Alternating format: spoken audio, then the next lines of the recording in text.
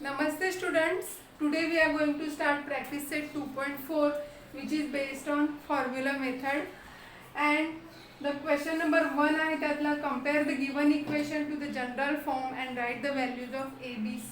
तर ह्या इक्वेशन्स आहेत त्या काय करायच्या आहेत आपल्याला जनरल फॉर्म सोबत कंपेअर करून आपल्याला ए बी सी च्या व्हॅल्यू फाइंड आउट करायच्या आहेत. तर जनरल फॉर्म काय असतो तर बघूया आपण. क्वेश्चन नंबर 1 मध्ये इक्वेशन दिलेली आहे x² - 7x + 5 = 0 दिलेली आहे. तर सोल्युशन मध्ये काय करतो आपण आधी इक्वेशन ॲज इट इज लिहून घेतो आणि नंतर कंपेअर करूया त्याला जनरल फॉर्म सोबत. सो कंपेअरिंग विथ जनरल फॉर्म काय आहे क्वाड्रॅटिक इक्वेशनचा आहे ax² + bx + c = 0. मग ह्या फॉर्म सोबत कंपेअर केला तर आपल्याला एबीसी च्या व्हॅल्यू भेटणार आहेत. वी गेट a असतो x² चा कोएफिशिएंट. मग a x² चा कोएफिशिएंट आहे 1. b x चा coefficient which is y -7 and c constant term असते 5. Okay. Now second some is 2m² = 5m - 5. तर त्याला आधी आपण स्टँडर्ड फॉर्म मध्ये लिहून घेऊया. मग आपण इथे घेणार 2m² हा 5m साइनच्या इकडे आला तर तो झाला -5m आणि हा -5 साइनच्या इथे आला तर तो झाला +5. मग कंपेअरिंग विथ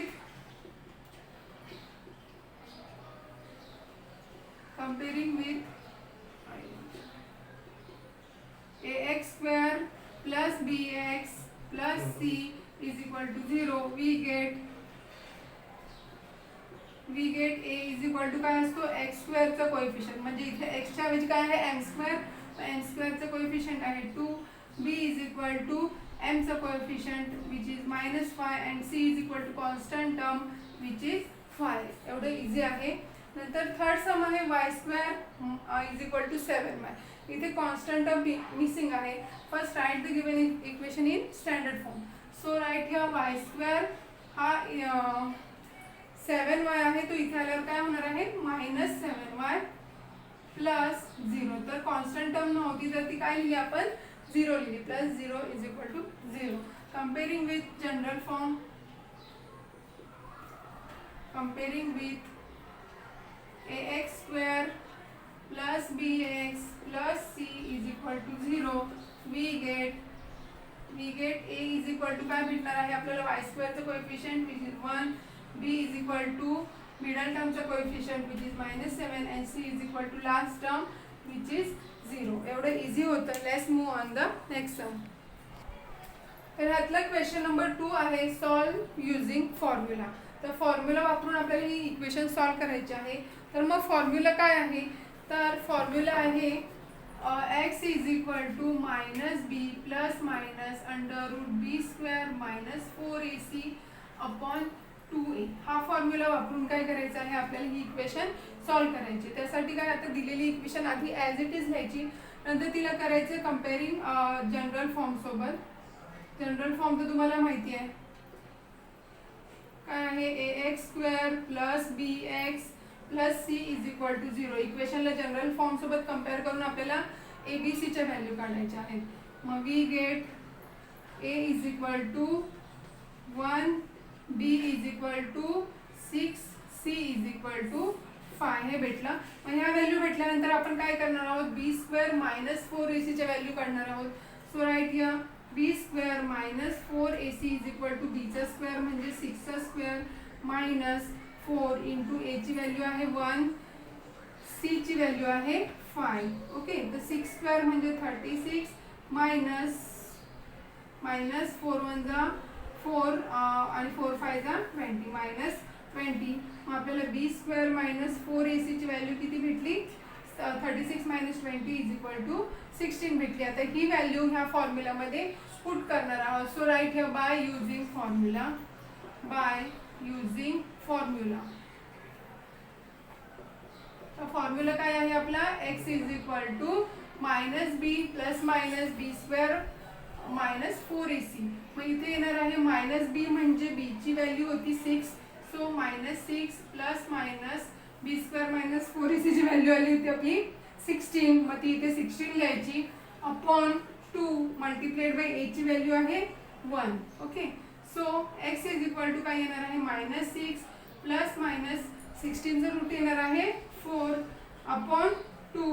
मग therefore x is equal to -6 plus 4 upon 2 और x is equal to -6 minus 4 upon 2. म्हणजे हे प्लस आणि मायनस ह्या दोन व्हॅल्यू आपण लिहिल्या फॉर्म्युलामध्ये होत्या तशा. मग एकदा काय केलं x ची व्हॅल्यू विथ +4 अँड सेकंड ह्याच्यामध्ये आपण x व्हॅल्यू विथ -4 घेतलेली आहे. मग therefore x is equal to -2 upon 2 और x is equal to -10 upon 2.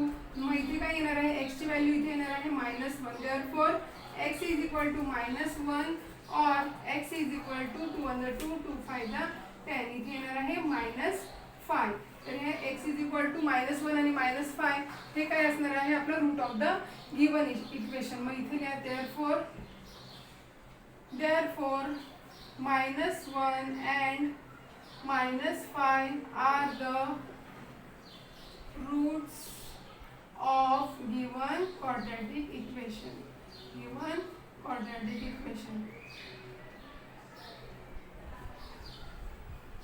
Let's move on the next sum.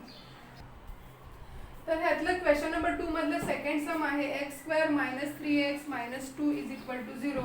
तर काय करतो आपण आधी इक्वेशन आहे ती ॲज इट इज लिहितो. इक्वेशन आहे x² - 3x - 2 is equal to 0. काय केले आपण ॲज इट इज लिहिली. Now comparing with ax² + bx + c is equal to 0 we get a is equal to काय भेटणार आहे आपल्याला x चं कोएफिशियंट विच इज 1, b ची व्हॅल्यू म्हणजे x चं coefficient which is -3 and c is equal to आहे -2.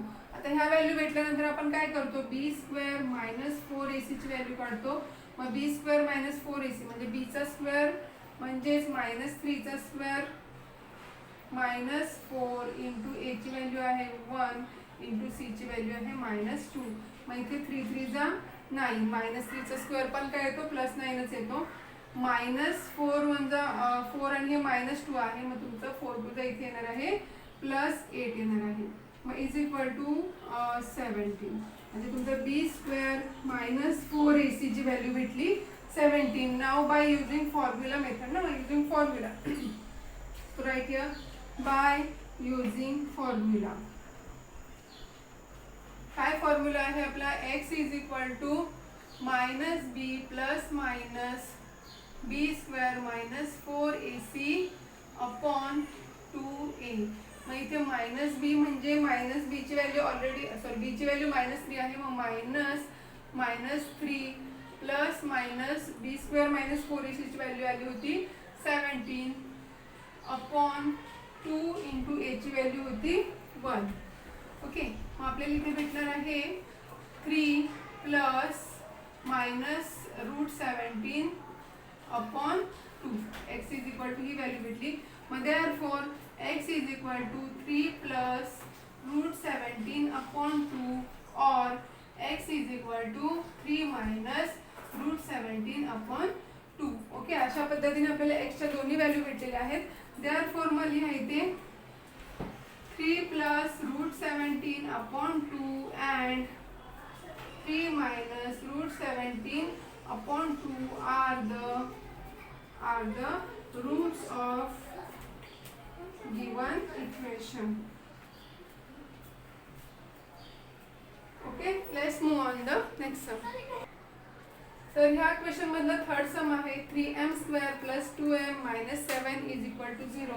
तर आधी आपण काय करतो इक्वेशन ॲज इट इज लिहितो. नंतर त्याला ax² + bx + c सोबत कंपेअर करून काय करतो a ची व्हॅल्यू मग आपल्याला भेटेल 3, b ची व्हॅल्यू भेटणार आहे 2 आणि c ची व्हॅल्यू भेटणार आहे -7. ओके, नाव आता ही व्हॅल्यू भेटल्यानंतर आपण काय करणार आहोत मग b² - 4ac ची व्हॅल्यू काढणार आहोत. b² म्हणजे काय आहे जी आपण 2 ची व्हॅल्यू फाइंड आउट केली ती 2² - 4 इंटू a 3 इंटू -7. मग इज इक्वल टू आपल्याला भेटणार आहे 4 आणि इथे 12 into -7 is equal to 12 4 plus 84. मग b² minus 4AC is equal to 88. आपल्याला ही व्हॅल्यू भेटलेली आहे. नाव का युजिंग फॉर्म्युला, बरोबर ना, बाय युजिंग फॉर्म्युला. तर फॉर्म्युला कोणता आहे आपला, x इज इक्वल टू, एक्सच्या ऐवजी आता आपण इथे लिहू शकतो m इज इक्वल टू, बरोबर ना, इथे m आहे तर मग आपण m लिहूया. m is equal to minus B plus minus B square minus 4AC upon 2a. मग m इज इक्वल टू आपल्याला भेटणार आहे मायनस बी, म्हणजे b ची व्हॅल्यू आहे 2, मग इथे minus 2 plus minus under root 88 as it is लिहायचं इथे. नंतर 2 इंटू a ची व्हॅल्यू आहे 3.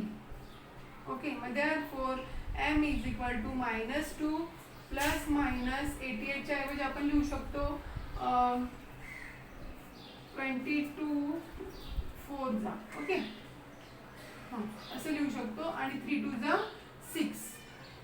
Therefore m is equal to, कारण 88चं रूट निघत नाही आहे ना, मग आपण असं काहीतरी त्याचं हे करूया, स्प्लिटिंग करूया की जेणेकरून एखाद्या नंबरचं तरी रूट आपल्याला बाहेर भेटेल. मग प्लस मायनस 4चं रूट भेटणार आहे 2 अंडर रूट 22 अपॉन 6. मायनस 2 लिहायचं आहे इथे, minus 2 plus minus 2 under root 22. Therefore m is equal to minus 2 plus 2 root 22 upon 6 और m is equal to minus 2 root 22 upon 6. Okay, मग इथे m इज इक्वल टू काय करूया आपण, इथे 2 आहे, ही फर्स्ट टर्म जर बघितली आपण, ह्या प्लस आहे इथे मध्ये, म्हणजे ही एक टर्म आहे आणि ही दुसरी टर्म आहे, बरोबर. आणि इथे पण ही फर्स्ट टर्म आणि सेकंड टर्म आहे, तर दोघांमध्ये पण 2 2 आहे. तर आपण काय करूया, 2 बाहेर काढूया इथे आणि मग आतमध्ये राहणार आहे -1. कसं काय बघा तुम्ही, बोलले इथे -2 multiplied by 1 is equal to काय येणार आहे -2. म्हणजे ह्या टर्म मधून जर आपण 2 बाहेर काढला तर आतमध्ये काय राहणार आहे, हा -1 राहणार आहे. आणि प्लस ह्याच्यातला 2 आपण बाहेर काढलेला आहे, मग इथे काय राहणार आहे रूट 22 आणि अपॉन 6. ओके, आणि इथे राहणार आहे m इज इक्वल टू, इथे पण आपण 2 बाहेर काढला तर इथे राहणार आहे -1 मायनस रूट 22 अपॉन 6 राहणार आहे. मग इथे 2 1 जा 2, 2 3 जा 6, 2 1 जा 2, 2 3 जा 6. मग therefore m is equal to काय येणार आहे -1 प्लस रूट 22 अपॉन 3 और m is equal to -1 minus root 22 upon 3. मग देअरफॉर इथे लिहिते मी पुढे जरा, therefore -1 plus root 22 upon 3 and -1 minus root 22 upon 3 are roots of given equation, are the roots of given equation.